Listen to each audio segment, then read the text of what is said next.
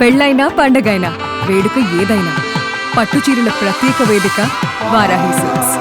రాజధానిపై మాజీ MP Vijayasai Reddy tweet చేశారు. రాష్ట్రానికి క్రమశిక్షణ కలిగిన రాజధాని అవసరమన్నారు విజయసాయిరెడ్డి. అయితే లక్షల కోట్లతో అమరావతి ప్రణాళిక రూపొందించారు. అప్పులపై రాజధాని నమూనా సరికాదన్నారు విజయసాయిరెడ్డి. ఏకీకృత దశల వారీగా అభివృద్ధితో నిర్మించాలంటూ కూడా ఆయన పలు సూచనలు చేశారు.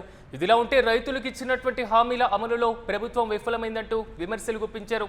సో రాజధాని అనేది పరిపాలనకు నాడీ కేంద్రంగా ఉండాలంటూ కూడా విజయసాయిరెడ్డి పేర్కొన్నారు. మావిగన్ అంటూ పరిపాలన విభజన ప్రమాదకరమని, దీంతో పెట్టుబడిదారుల్లో అనిశ్చితి నెలకొంటుందంటూ కూడా ఆయన కామెంట్ చేసినటువంటి పరిస్థితి.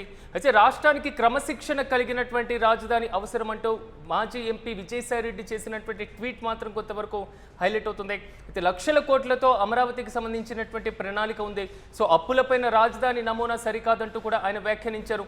ఓవైపు అమరావతికి సంబంధించినటువంటి చట్టబద్ధత సంబంధించిన ప్రక్రియ పూర్తవడం, సో విపక్ష వైసీపీ దీనికి సంబంధించి మావిగన్ అనేటువంటి కొత్త సిద్ధాంతంతో ముందుకు వచ్చినటువంటి పరిస్థితి. ఈ రెండింటిపైన విజయసాయిరెడ్డి కామెంట్ చేసినటువంటి పరిస్థితి తాజాగా కనబడుతుంది. ఏకీకృత దశల వారీగా అభివృద్ధితో నిర్మించాలంటూ కూడా ఆయన సూచిస్తూనే రైతులకు ఇచ్చినటువంటి హామీల అమలులో కూటమి ప్రభుత్వం విఫలమైందంటూ కూడా విమర్శలు గుప్పించారు. ఇక ఇదే అంశంపై మరింత సమాచారం మా ప్రతినిధి భరత్ అందిస్తారు. భరత్, చెప్పండి, ఒకవైపు మావిగన్, మరోవైపు అమరావతి, రెండింటిపైన మాజీ ఎంపీ విజయసాయిరెడ్డి అయితే ట్వీట్ చేస్తూ కామెంట్ చేసినటువంటి పరిస్థితి.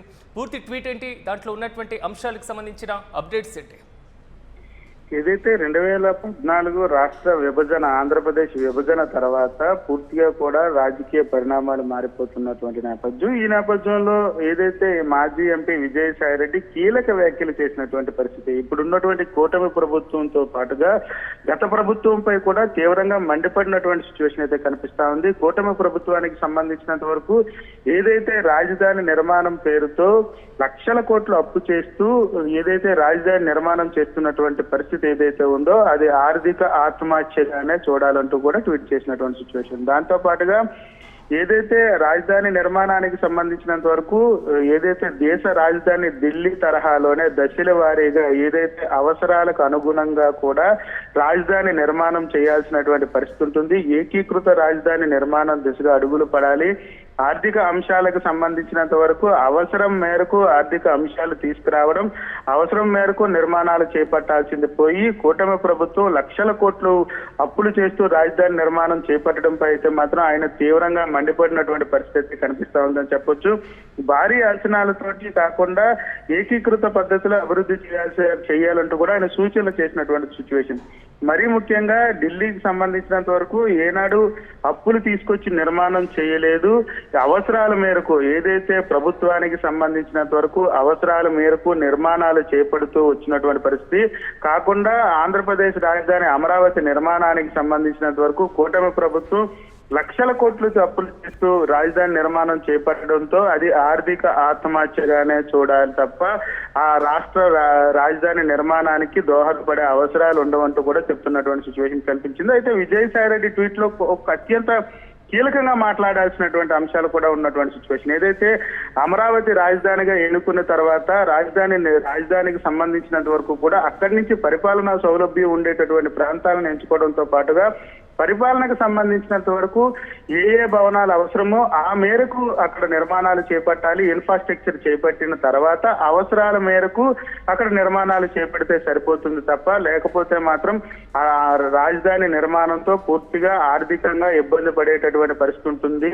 మరీ ముఖ్యంగా ఆంధ్రప్రదేశ్ రాజధానికి సంబంధించినంత వరకు కనెక్టివిటీ లాంటి అంశాలను కూడా ఆయన ప్రస్తావించినటువంటి సిచ్యువేషన్ చూడొచ్చు. ఎందుకంటే అమరావతికి వెళ్ళేటటువంటి రోడ్లు కానీ, అమరావతికి సంబంధించినంత వరకు ఇన్ఫ్రాస్ట్రక్చర్ కానీ, అమరావతికి సంబంధించినంత వరకు అక్కడ రాజధాని నిర్మాణానికి సంబంధించినంత వరకు భవనాలు కానీ వీటన్నిటి కూడా అవసరం మేరకు నిర్మాణం చేపడుతూ రాజధాని ఆ ప్రాంతంలో ఉందంటూ కూడా ప్రజలకి అక్కడికి కనెక్టివిటీ వచ్చేలా ఏర్పాటు చేసిన తర్వాత మిగిలిన నిర్మాణాలు చేపడితే ఆర్థిక అంశాలు ఉండేటటువంటి పరిస్థితి. ప్రభుత్వం చట్టబద్ధత కల్పించింది అనేటువంటి అంశంతో ముందుకు వెళ్తున్న తరుణంలో ఒకవైపు మావిగన్ అనేటువంటి అంశంలో ప్రజల్లోకి క్షేత్రస్థాయిలో తీసుకెళ్లాలని వైసీపీ ప్లాన్ వేస్తుంది. ఈ సమయంలో అమరావతికి సంబంధించిన రెండో విడత భూ సమీకరణ కూడా ప్రభుత్వం సిద్ధమవుతుంది. సో ఇలాంటి సమయంలో మాజీ ఎంపీ కామెంట్స్ ను ఎలా చూడాలి? అంటే రాజకీయ పరమైనటువంటి విధానాల విమర్శ అనుకోవాలా? ఖచ్చితంగా మాజీ ఎంపీ విజయసాయి రెడ్డి ఎవరైతే ట్వీట్ చేసినటువంటి నేపథ్యంలో ఇటు ప్రభుత్వంతో పాటుగా గత ప్రభుత్వంపై కూడా మావిగన్ ప్రతిపాదనపై పూర్తిగా ఆయన మండిపడినటువంటి సిచ్యువేషన్ కనిపించింది. ఎందుకంటే ఈ ప్రతిపాదన వలన ఈ వికేంద్రీకరణ జరిగేటటువంటి పరిస్థితి, విచ్ఛిన్నమయ్యేటటువంటి పరిస్థితి ప్రమాదం ఉంది. దీంతో ప్రభుత్వం ఏ కొత్త ప్రయోగాలు చేపడుతుందో అనేటటువంటి ఆందోళనతో ఆర్థిక అంశాలకు సంబంధించినంత వరకు ఏపీకి వచ్చేటటువంటి పెట్టుబడులన్నీ కూడా వెనక్కి వెళ్లే ప్రమాదం ఉందంటూ కూడా ఆయన హెచ్చరిక జారీ చేసినటువంటి పరిస్థితి. రాజధాని అనేది పరిపాలన నాడి కేంద్రంగా ఉంటుంది తప్ప గందరగోళ పరిస్థితులకు తీసుకువెళ్లి పూర్తిగా ఆంధ్రప్రదేశ్ యొక్క ఆర్థిక అంశాలు ఇబ్బంది పడే విధంగా ఉంటుంది. మావిగన్ లాంటి అంశాలను తెర మీదకి తీసుకొచ్చి పూర్తిగా కూడా రాష్ట్రం అప్పుల పాలు మాట పక్కన పెడితే రావాల్సినటువంటి నిధులు కానీ రావాల్సినటువంటి పెట్టుబడులు కానీ వెనక్కి వెళ్ళిపోయేటటువంటి ప్రమాదం ఉందంటూ కూడా ఆయన హెచ్చరించినటువంటి సిచ్యువేషన్. మరొక వైపు రెండో విడత భూసేకరణకు సంబంధించి కూడా రైతులకు ఇచ్చినటువంటి హామీలో కూటమి ప్రభుత్వం పూర్తిగా ఫెయిల్ అయిందని, అదేవిధంగా రాజధాని నిర్మాణం కోసం భూములు ఇచ్చిన రైతులకు గతంలో ఇచ్చిన హామీలు అమలు చేయడంలో ఏదైతే కూటమి ప్రభుత్వం విఫలమైందని మండిపడినటువంటి పరిస్థితి. లక్షల కోట్లు ఖర్చు పెట్టుకున్నామంటూ కూడా చెప్తున్నటువంటి పరిస్థితి. మరొక వైపు చట్టబద్ధత కల్పిస్తున్నటువంటి సిచ్యువేషన్. చట్టబద్ధత కల్పించడంతో పెట్టుబడులు వచ్చే ఏదైతే రాష్ట్రానికి రావాల్సినటువంటి నిధులు వచ్చే అవకాశం ఉన్నటువంటి నేపథ్యంలో పరిపాలన సౌలభ్యంగా ఉండేటటువంటి విధానాలను తీసుకొచ్చి పరిపాలన చేసిన తర్వాత ఢిల్లీ తరహాలో నిర్మాణాలు చేపడితే ఆంధ్రప్రదేశ్ కి మెరుగైన రాజధాని వస్తుందంటూ కూడా నా అభిప్రాయం వ్యక్తం చేసినటువంటి సిచ్యువేషన్ చూడొచ్చు. దీంతో ఒక్కసారిగా పరిణామాలు మారకపోయినా కూటమి ప్రభుత్వానికి సంబంధించినంత వరకు సూచనలు సలహాలతో పాటుగా ఏదైతే గత ప్రభుత్వంలో ఉండేటటువంటి విధానాలు మావిగన్ లాంటి విధానాలు తీసుకొస్తే రాష్ట్రానికి సంబంధించినంత వరకు పెట్టుబడులు వచ్చే పరిస్థితి ఉండదు. కాబట్టి ఎవరు అధికారంలో ఉన్నప్పటికీ కూడా రాజధాని నిర్మాణం పైన కట్టుబడి ఉండాలంటూ కూడా ఆయన ట్వీట్ ని చూడాల్సినటువంటి పరిస్థితిగా చెప్పొచ్చు. Right Bharat, thank you.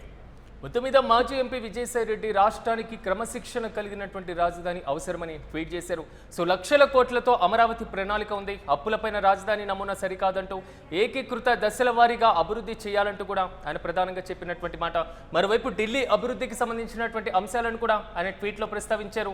రైతులకు ఇచ్చినటువంటి హామీల అమలులో ప్రభుత్వం విఫలమైందని, రైతులకు ఇవ్వాల్సినటువంటి ప్లాట్లకు సంబంధించినటువంటి అంశాన్ని కూడా విఫలమవుతూ కూడా దాన్ని కూడా ఇంప్లిమెంట్ చేయలేదంటూ కూడా కూటమి ప్రభుత్వం పైన ఆయన విమర్శలు గుప్పించారు.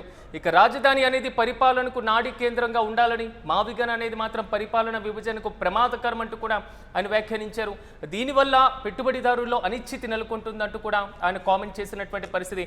ఒకసారి మనం ట్వీట్కి సంబంధించినటువంటి ఇష్యూని చూసినప్పుడు సో మొదటి పేరాలో క్లియర్ కట్గా ఢిల్లీకి సంబంధించినటువంటి అభివృద్ధి, ఢిల్లీ రాజధానిగా నిర్మాణాన్ని చేపట్టినటువంటి పరిస్థితి, 1911 నుంచి ఢిల్లీ నిరంతరం అభివృద్ధి దిశగా సాగి దేశ రాజధానిగా ఏ విధంగా మారింది అనేటువంటి అంశాలను కూడా ట్వీట్లో ప్రధానంగా ప్రస్తావించారు.